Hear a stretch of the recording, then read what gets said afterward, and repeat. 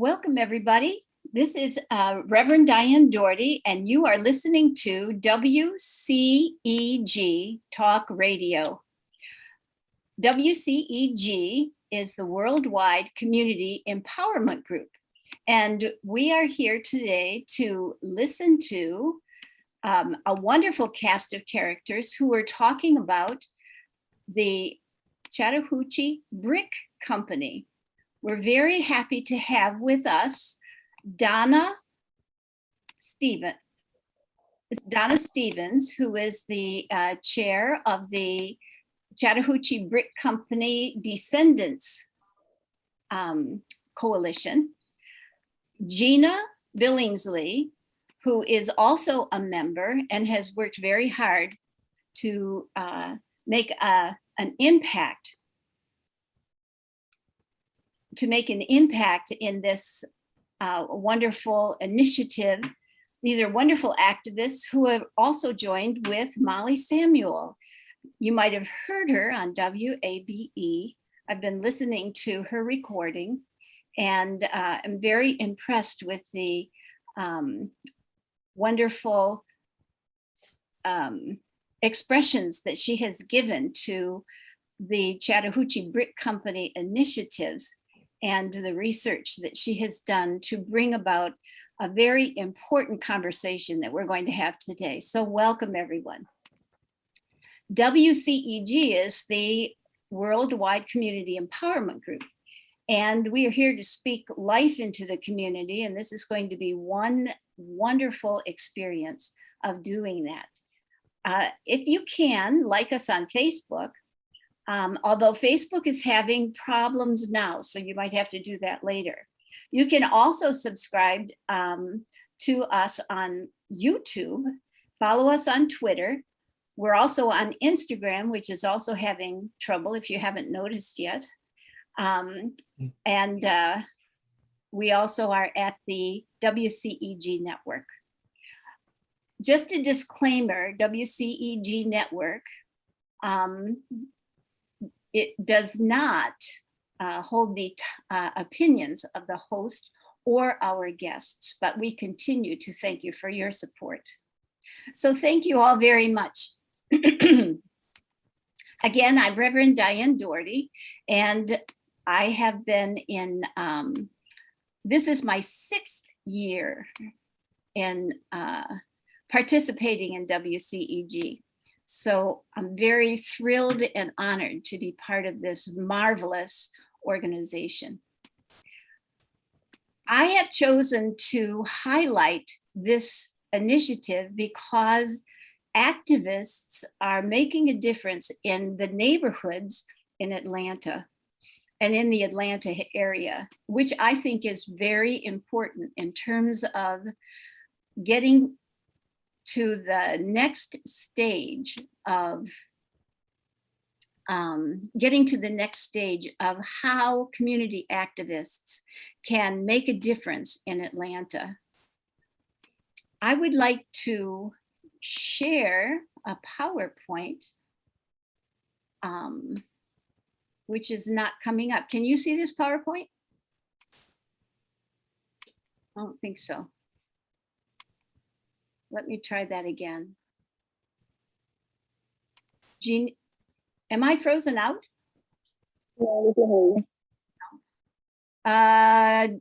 Can you give me some help on why I can't pull this PowerPoint up?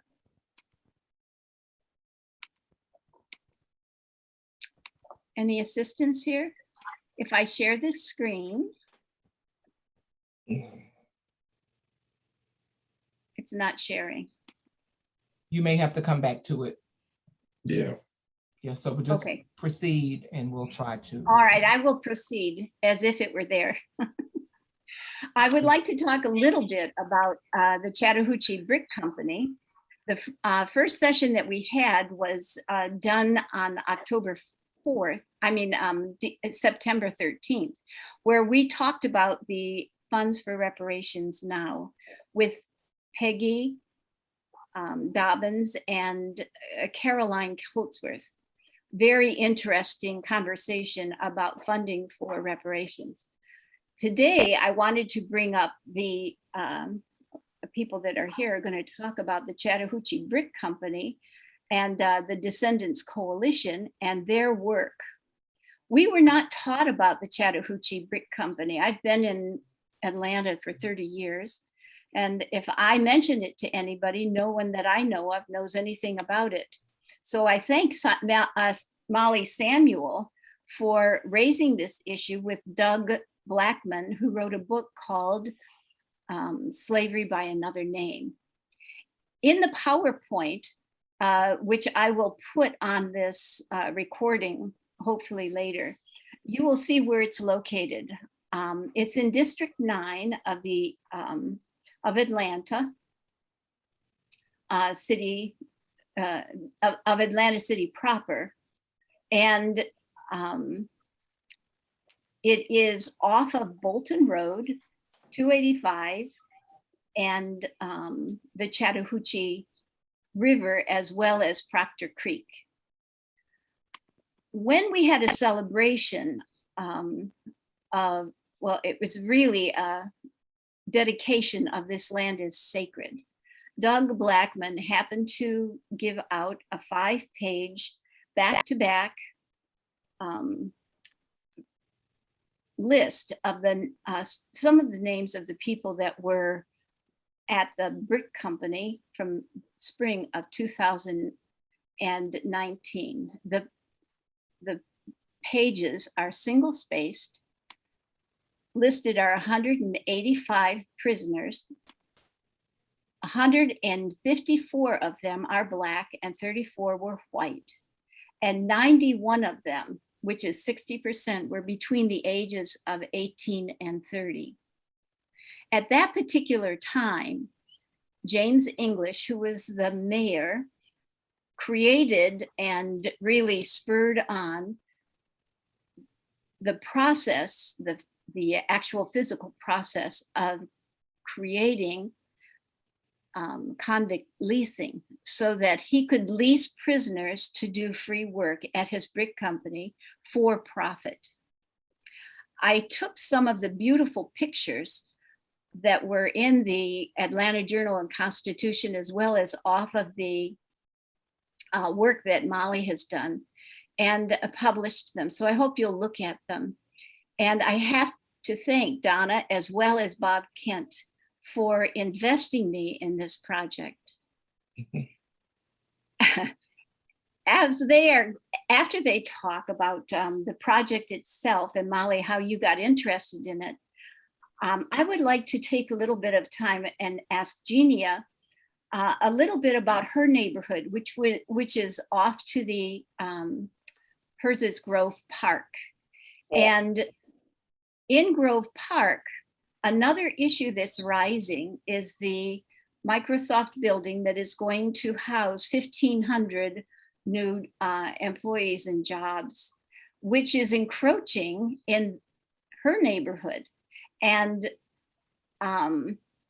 as we continue this conversation, we are going to bring it up, hopefully, some very important issues that have to do with not just the past, making money off of people, but also the present.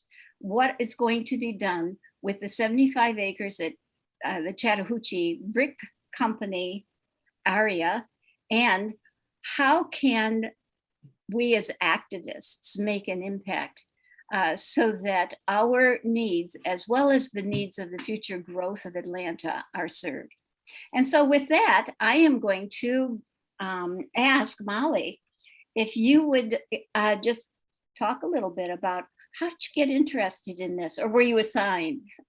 Or have you always been interested in initiatives in the city? No, I credit Donna. Donna got me interested. I think I was trying to think back to when I first heard about it, and either Donna or Bob Kent, who, you know, they've been working together on this, reached out to WABE, not to me, but to somebody else at the station who passed it on to me and said, hey, this is going on.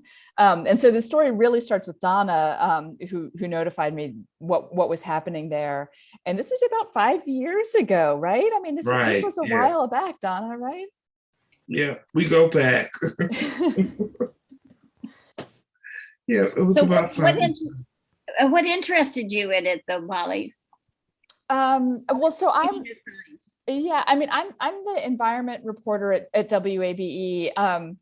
So I cover a lot of stories that have to do with land use. I think the fact that this was a fuel terminal being proposed for this place is probably why the story initially got forwarded to me. But I mean, sort of like what you've been talking about, and I think that, what we'll hear a lot more about from Gina and Donna is that it's a history story. I mean, it's sort of a legacy story. And so it's maybe doesn't exactly tie in all the times with my beat covering the environment, even though there's really big environmental issues with it. But I think in some ways, Donna, you may disagree with me. What's most interesting is the history and the history that we didn't learn, and sort of what we decide to do about that history.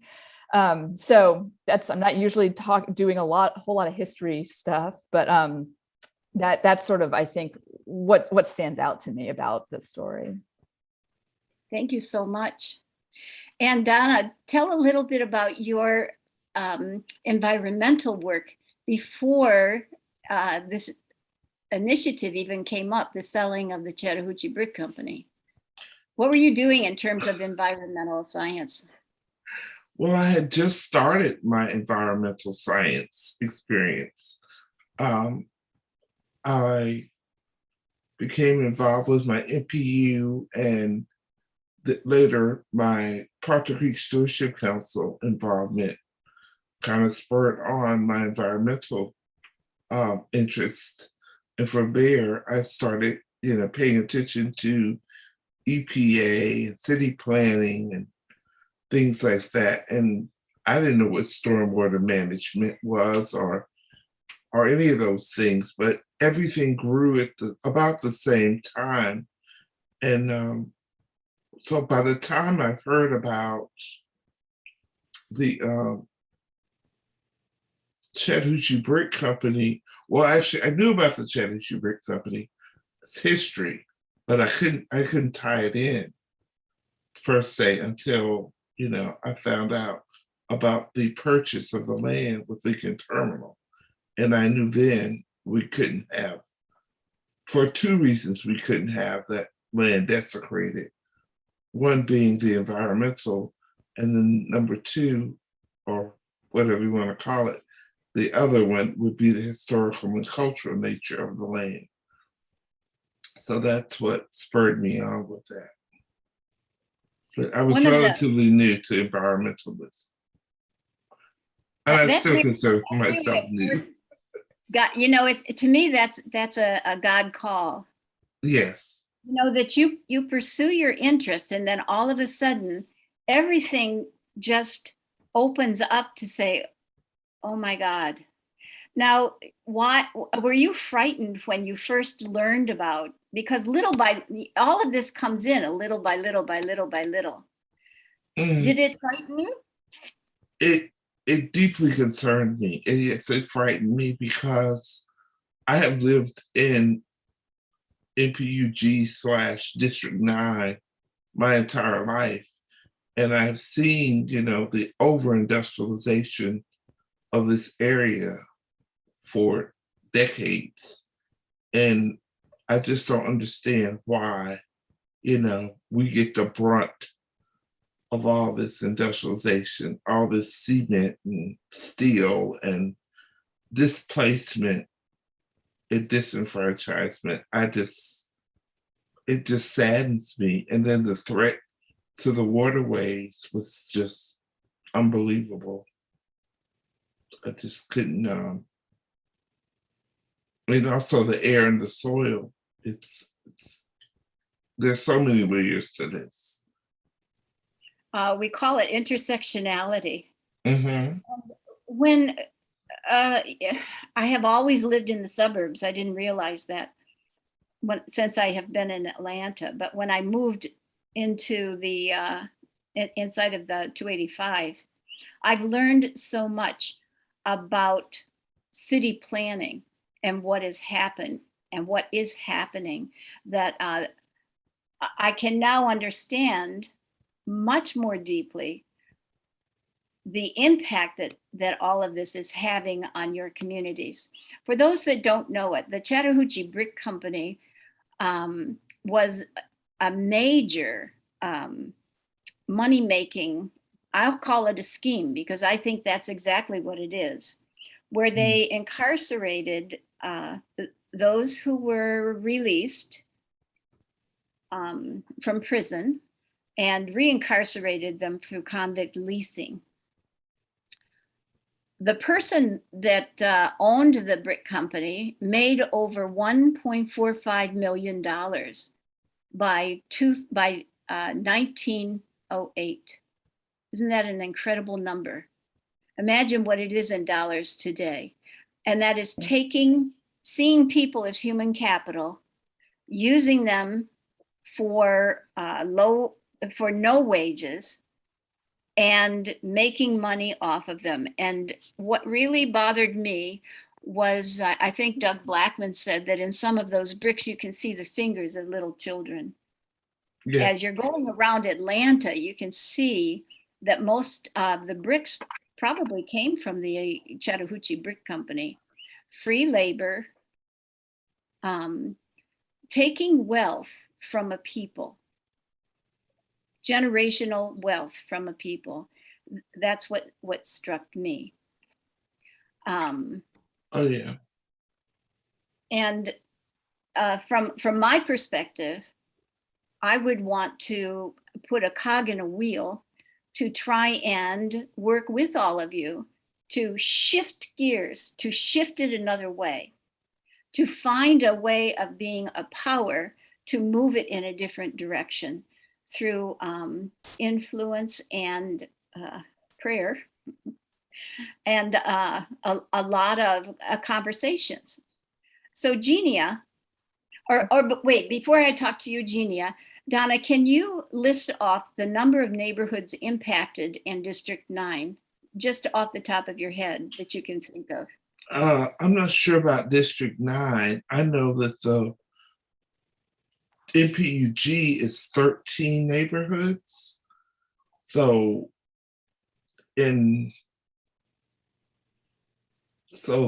the Proctor Creek watershed, which is Northwest Atlanta, which is a big chunk of District 9, is 38 neighborhoods. So we're talking a lot of people, a lot of places are impacted by this. Proctor Creek itself starts near the Mercedes-Benz Stadium, the headwaters, and Proctor Creek empties out at the border of Chattahoochee Brick Company site into the Chattahoochee. And it's a little over 9 miles long with 300 tributaries. Wow, creeping. Mm-hmm. So the impact is high. Molly, could you talk a little bit about the Norfolk Southern, the Lincoln Terminal, the ownership of the land, and what concerns you about that whole development? Sure, I can talk about the ownership and the story there. So Lincoln Terminal is a South Carolina based fuel shipping company, and they bought the land. Donna, you may have to correct me, but I think it was about 5 years ago. Yeah. They bought that property. It had been where the brick factory was, and then there was a newer, more recent brick factory on that property later. Now there's sort of nothing. I mean, it's like burned out cars and piles of brick and overgrown trees. But so Lincoln Terminal bought that property, and their plan was to put in an ethanol shipping facility there. There are other fuel storage units around there. It's right on the Norfolk Southern tracks. And so Lincoln Terminal was planning to put that there. And the property is zoned industrial. And so there was the fight that, Donna was leading, again, 5 years ago to put a stop to that, have the property developed in that industrial way. And at that point, the city of Atlanta didn't grant a permit that the project needed. And it sort of just went quiet. I mean, it didn't get built, but Right. sort of nothing else happened either. The city of Atlanta didn't move to buy the property. It just stayed in Lincoln Terminal's hands, and was just sort of there. And then this all bubbled up again about a year and a half ago. Does that sound right to you, Donna? Yeah, it was like, I found out February 2020. Okay. Yeah. So, I mean, right, just before we all go into lockdown. Right before the lockdown. Yeah. And what was going on there, Lincoln Terminal still owned the property, but Norfolk Southern Railroad, which owns those tracks that are directly adjacent to the property, the plan was that they would lease the property from Lincoln Terminal and build an ethanol shipping facility there themselves, that it would be probably a similar project, is my understanding, to what Lincoln Terminal had planned on building. And Norfolk Southern, being a railroad, is not subject to all the permitting requirements that other companies might be subject to, because railroads are only really subject to federal law. State and local municipal regulations don't apply to them in the same way, or in some cases. So this project was kind of going ahead, and folks like Donna were raising the alarm about it, which is what got me, I had been aware of what was going on 5 years ago. Donna reached out to me again and said, it's happening again. So I started doing stories again, kind of following the back and forth, what was going on there. And this time around, again, Atlanta City Council passed a resolution supporting that Donna and folks organizing against it. Councilman Dustin Hillis was supportive of you all. Yes.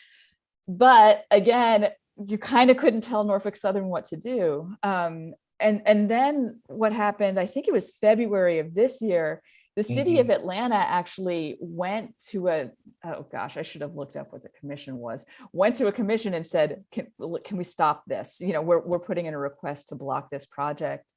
And Norfolk Southern, which is moving its headquarters to Atlanta right now, about a week later, pulled the plugs themselves and said, okay, we're not going to build it. The property still belongs to Lincoln Terminal. That has not changed yet. So I think what happens next with the property, I mean, Donna obviously is still working on it, but that some of that story remains to be seen. But that's sort of the big arc of the ownership and development. Yes. It's thank you scary. both very much. I think for the listeners, the reason I asked them to do this is to help people understand that we come from a local area. We come from a neighborhood. And then in that neighborhood, there's movement beyond us that we find out about after the fact. And there are big umbrellas that show up. And unless someone's paying attention, all of a sudden, you see your entire neighborhood washed over as if it were a tsunami.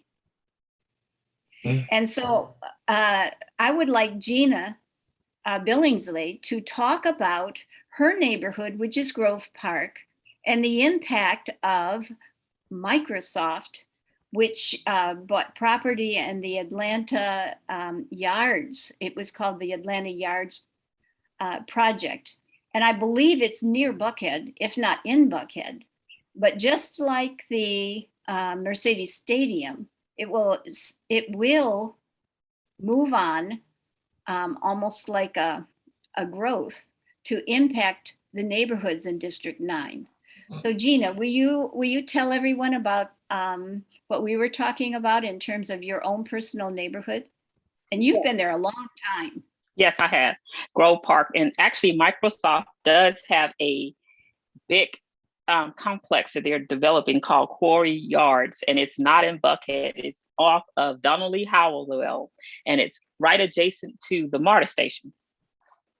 So it is definitely in this Grove Park community. And as you were asking me these questions or just talk about it, my wheels were turning. And I think what I would like to say most is that we have a social problem that turns into an environmental problem. And the social problem is we value certain people more than others. So we value the land that they live in on less or more and we treat that land differently because of the people that live there. And it starts with, we already didn't think the people were worth much, so we don't think their land's worth much. So we dump things there. We put the things that pollute the environment there. We put the unwanted things in those type neighborhoods because we don't value the people enough. But what we don't understand is, even though they taught us this little song in school, my land is your land. You can't pollute my land without it coming to you sooner or later. And we do things like, on purpose, gentrification. We make the land less valuable and we starve the people out, and then people come in with money, buy it for almost nothing. And then the next thing you know, right beside you, the land that wouldn't sell for $20,000 5 years ago has a $500,000 townhouse on it because Microsoft is coming. And that's pretty much what has happened in Grove Park. And what it does is it forces out the legacy residents, because even if their homes are paid for, the taxes double, triple, and they just simply can't afford it.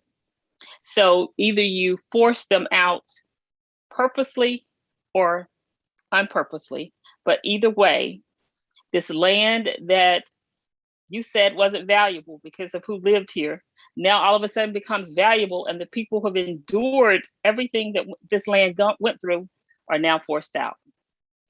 And that's pretty much the story of Grove Park. I was listening to an activist who lived off of MLK about 10, 15 years ago. And her family owned a home in that area, but it was becoming so crime-ridden, she gave it up. Just to get out. She said, I fear for my life. And she said, what they're planning on doing is taking the 20,000 African-American homeowners from MLK down to the airport, buying up their property, and making sure that the homes are between $300,000 and $500,000. Now, what that says to me in terms of, you know, the overall umbrella is exactly what you said. The value of the residents is minimal.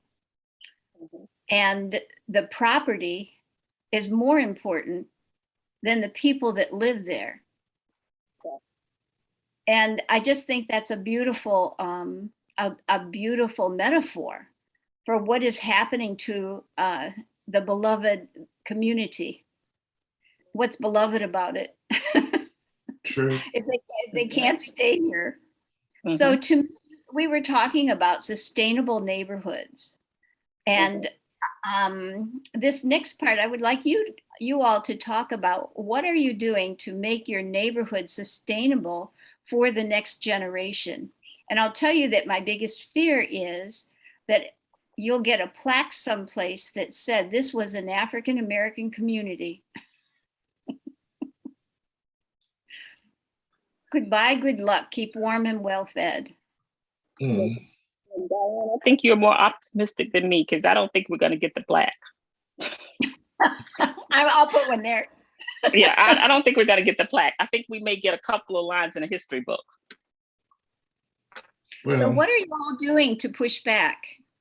Well, I know that the Chattahoochee Brick Company is highlighting part of this. We do have a grassroots, we have several grassroots nonprofits in the area. We have the Grove Park Foundation. We have the Grove Park Neighborhood Association, and at times they don't agree with what should be done. And so that gets even more complicated, but we do have people that are pushing back, and it just remains to be seen, because grassroots are pushing back, but big corporations are steamrolling. So it's the grassroots that gets lots and lots of money. The grassroots gets lots and lots of money? The big corporations have lots and lots of money, and Yeah, the grassroots people are basically fighting back with almost no budget. That would be true. Yeah. Molly, do you know anyone that's writing about this as an issue? Or Atlanta? You mean what's going on with Microsoft in Grove Park, or? Just neighborhoods that are being pushed out of communities, and unaffordable housing, higher taxes. So my coworker Stephanie Stokes at WABE does a lot of reporting on affordable housing. She did a great series actually last year.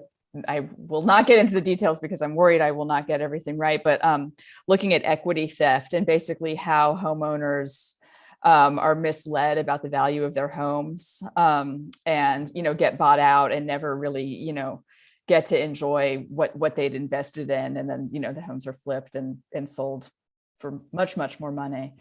So she's done really wonderful work on that. So she's somebody that I would suggest. I'll have to go read it. Yeah. Thank you. Donna, talk a little bit about what you're doing with your NPU to create sustainability. My NPU. I haven't followed my NPU as closely as I would like. I'm a member of so many community meetings these days. Currently, I sit on the environmentals committee for the Bowen Choice neighborhood development, which is on Donnelly Howell. It's the former Bowen Homes housing project. The city of Atlanta is, along with the National HUD, Housing and Urban Development, are redesigning, reinventing that property right now. We're in the beginning stages. And there are several other groups. I try to attend various neighborhood association meetings and also NPU meetings just to see what's going on. But there's a massive boom in Northwest Atlanta right now when it comes to housing.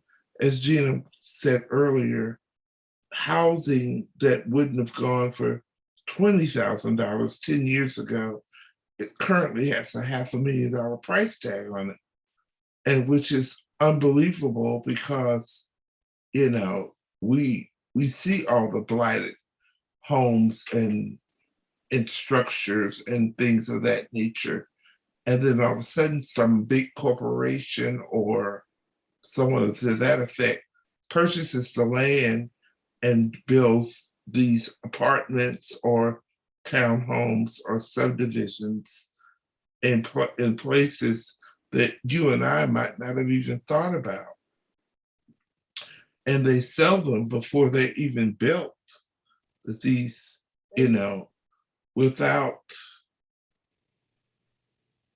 sometimes without the NPU or the neighborhood association's blessing. By city standards, they have to present to the neighborhoods prior to, and the neighborhoods do get a voice.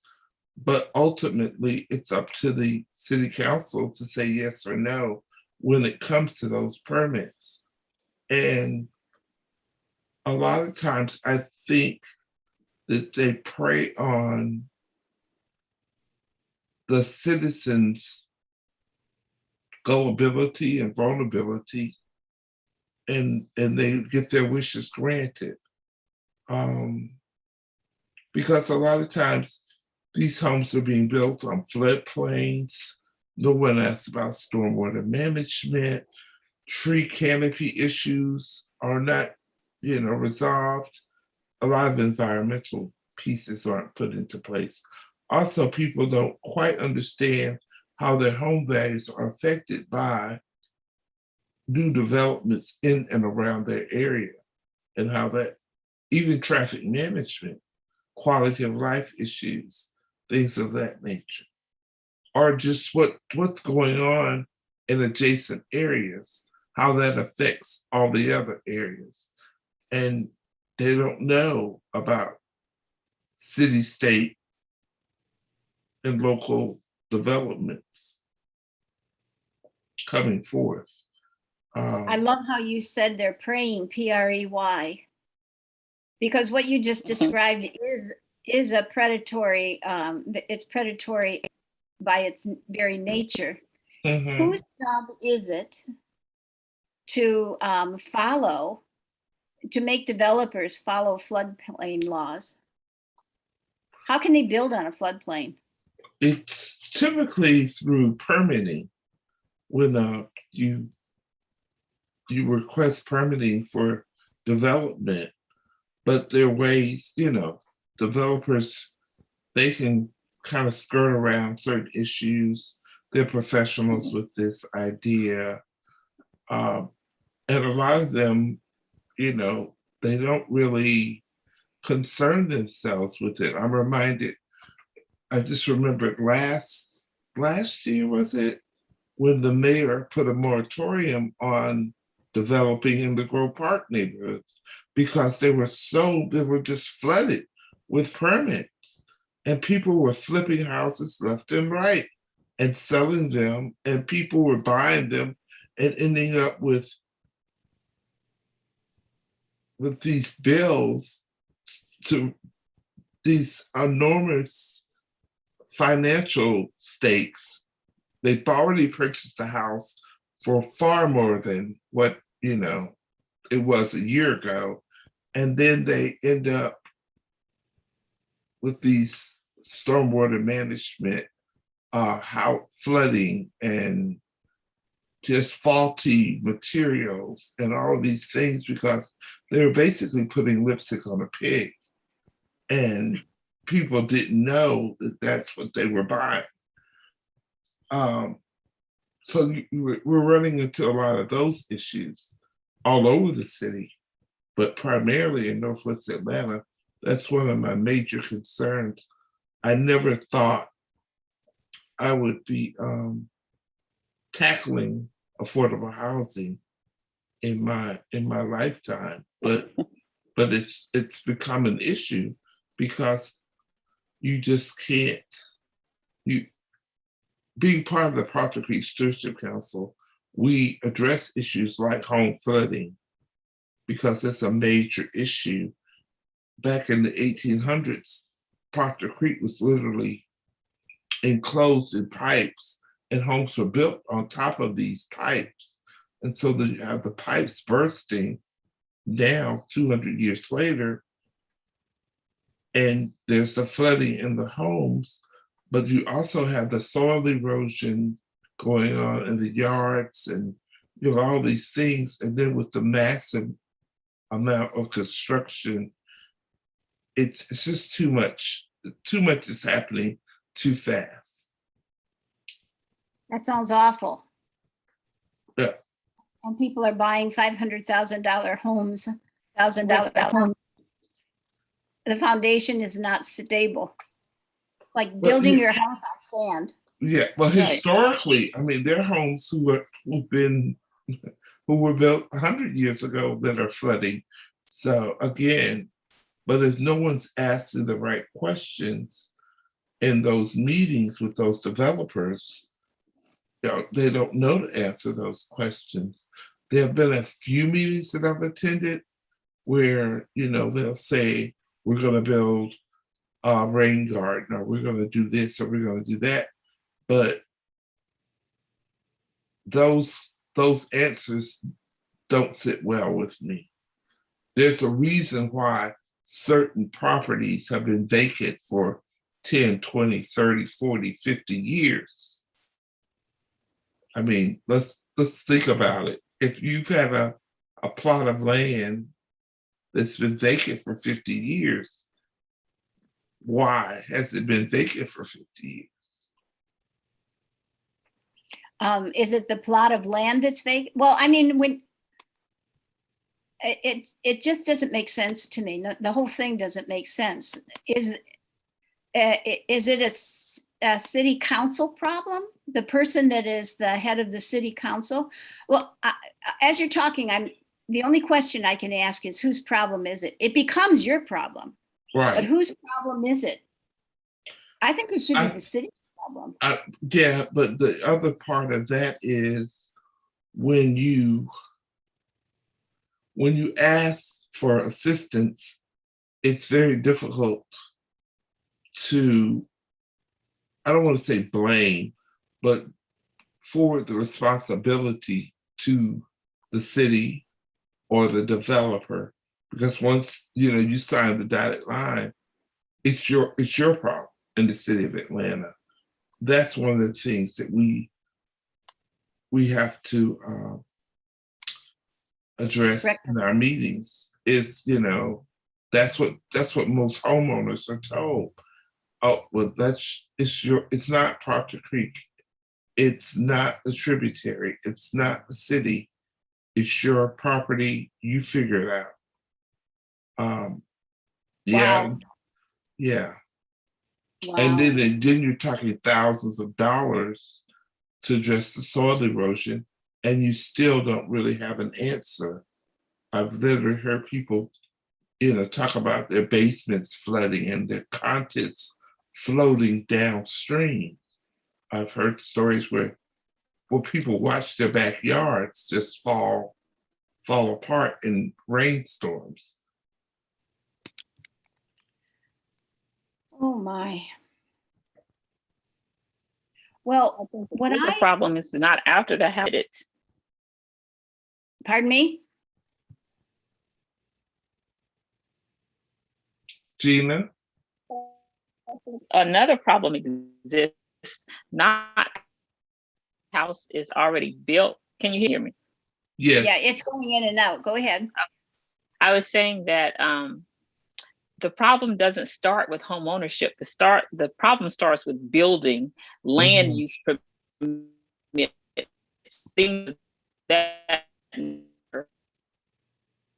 be the homeowner's problem if the land is surveyed properly. Right. True. Well, what I want to talk about now is why this is so important. The entire conversation that you have, and also Genia, and the work that Molly is doing in terms of raising the big issue on the public, in the public arena. In terms of what people can do, what do you think is the most important place to start? What would you say, Donna, in terms of getting the listeners who are listening to this right now? What could they do to get started on a path that would make a difference in terms of sustainable neighborhoods within an area? Asked a lot of questions.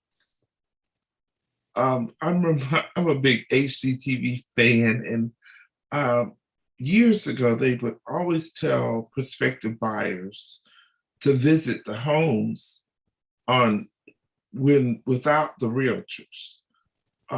Visit on a Monday or Friday afternoon or some odd time, because typically they would show you the homes during the best times of the day, where there would be no conflict, where you would fall in love with the home. But if you visit on a Friday during rush hour traffic, you got a better sense of traffic management. Or if you visit during a rainstorm, you can see your front lawn flooding, those types of things, if you had the time. And ask those tough questions. Ask the neighbors, how they feel about living in that area. Things of that nature. I think that would go a long way to address those types of issues, because again, once you purchase the home, it's yours. And you don't get it, you could sell it again, yeah, true, but you might not be able to you don't want to pass off a dud because you received a dud. But I think we need to be more vigilant in our purchasing of a home instead of just falling in love with the front door type of thing. I mean, it's true, you know, you see these pictures or you see these home stages where they, you know, show you these beautifully decorated homes and beautiful landscapes and whatnot, but you don't really know what happens when it rains, or you don't know how much your heating bill is going to be, or those types of things, because of, you know, all those extra items that come along, or even the property tax. You know, how much is that going to be? How much has your property tax gone up since you moved in there? What, my home? Uh-huh. Quite a bit. I can't give you a dollar figure, but I know one of my sisters, she brought it to my attention. She said, "Why did your property tax go up so much?" And I'm very nervous because I had a neighbor, someone new moved in next door and purchased a house, and it's gone up. It's sold for quite a bit of money.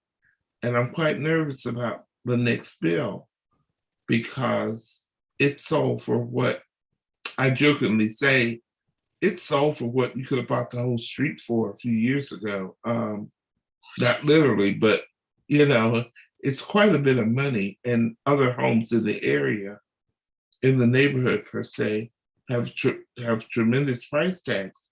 And I'm quite away from Grove Park. So I really, my heart goes out to Gina, because I'm at the end of the, I'm almost at the end of the city limits when it comes to the line. I'm 2 miles from Cobb County. And well, there's no prize there because I lived in Cobb County. yeah, well, exactly. And those homes. There's nowhere to go. How about you, Gina? What are your taxes like? Doubled. It doubled? Yeah, and I'm pretty sure they're on the way to triple. And to answer your question too, what we can do, the listeners, yes, get to know your neighborhood, not the house you live in, your entire neighborhood. Go canvass it, go knock on doors, talk to people who are experiencing the same thing that you're experiencing. Get a voice for your community and speak loudly. Mm-hmm. Band together. Some of our traditional neighborhoods don't have neighborhood associations. Form one. Get to know who your local people, your local governments are. Go lobby them for your concerns. Go talk to them about your concerns, because affordable housing has almost become a buzzword. Affordable housing to some people means a $250,000, $300,000 house. Is that affordable for a neighborhood and the median income is $30,000? So we really need to start tailoring what we need individually as a neighborhood. And we need to get a voice, unite, and talk to the people that make decisions and hold them accountable when they don't do them in the best interest of our neighborhoods. You brought up a good point, and I want to get back into the Chattahoochee Brick Company property, but you brought a very important point about the discrepancy in the number of people that live in an area low income with rising housing market and income inequality. I think that's just very important. And to know your neighbors, to know who they are and what has happened to them is just extremely important. Good point. Thank you so much. Well, both of you and Molly, I'd like to talk a little bit now because we only have about 10 more minutes, but what I'd really like to have on this interview is a conversation about the 75 acres at the Chattahoochee Brick Company, the reason one of the reasons is that the Norfolk Southern pulled out is because there's probably bodies that are buried there, and it is a sacred, it's a sacred issue. You don't put buildings on top of cemeteries. So Molly, do you know if they ever discovered any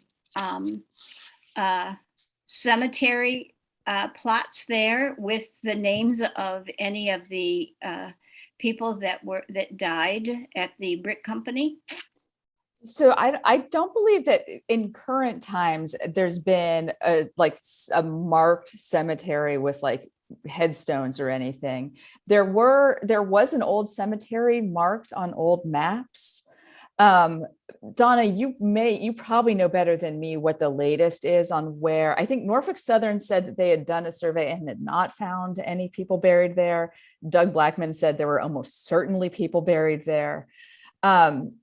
Yes. Donna, do you know what the latest is with what our understanding is? Well, because when Norfolk Southern began their work, they fenced in the property.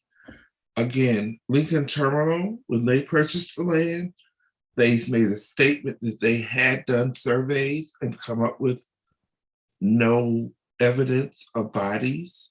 However, we never saw any documentation in that regard. We don't know. We're talking initially the 45 acres that they purchased. And then they went back and purchased the remaining 30 acres. Norfolk Southern claimed that they did the same. They did a similar study. Again, they did not give us any documentation.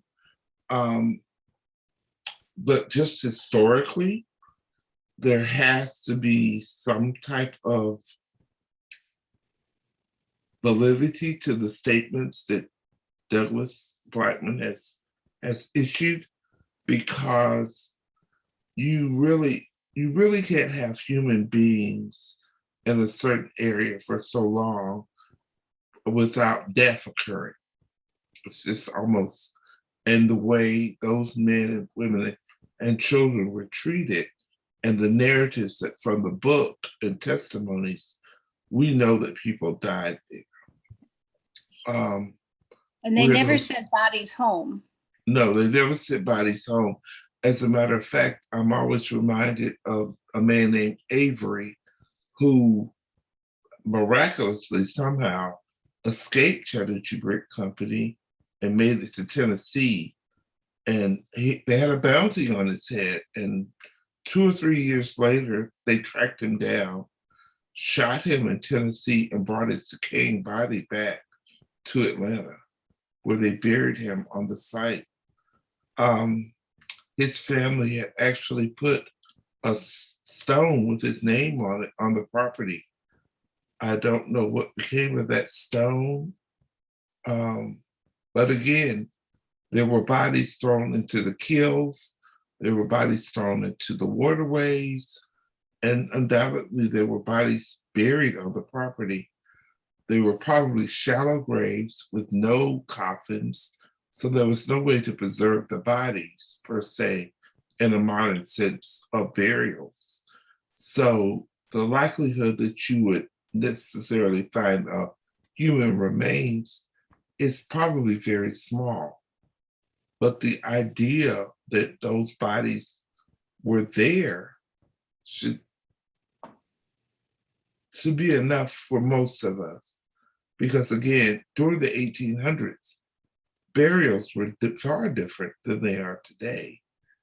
You know, today you have a coffin, you have a vault, you have 6 feet under, all of those types of things. And those burials were probably very primitive at best. Donna, we had a meeting just recently, and there was some talk about what to do with that property, because developers are trying to do something. Briefly, could you talk a little bit about the big idea is that that we discussed at that particular meeting on an umbrella, kind of like an umbrella idea of what to do with 75 acres that would serve the needs of the neighborhood, preserve the, recognize, that would give recognition to all of those who died, and also create awareness for those who are like me, that had no idea that people did this to people. That's a tall order. The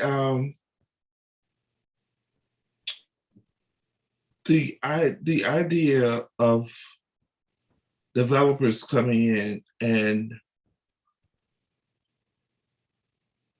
desecrating the land is just a lot for me to take in. But also the idea of more brick and mortar and stone and cement and steel is just unbelievable. My idea would be, I know what I don't want to see. I know what other community members don't want to see. We don't want to see a problem as big or worse than Lincoln Terminal or Norfolk Southern. And people say, well, we just want houses, or we just want a grocery store, or we just want this. But you have to take into account those things can cause enormous numbers of issues. Big box stores create a tremendous amount of traffic. There's a lot of cement for parking. Buildings take up a lot of space. The traffic management in that area, if anyone's ever been in that area, they're already taker trucks in and out 24 hours a day.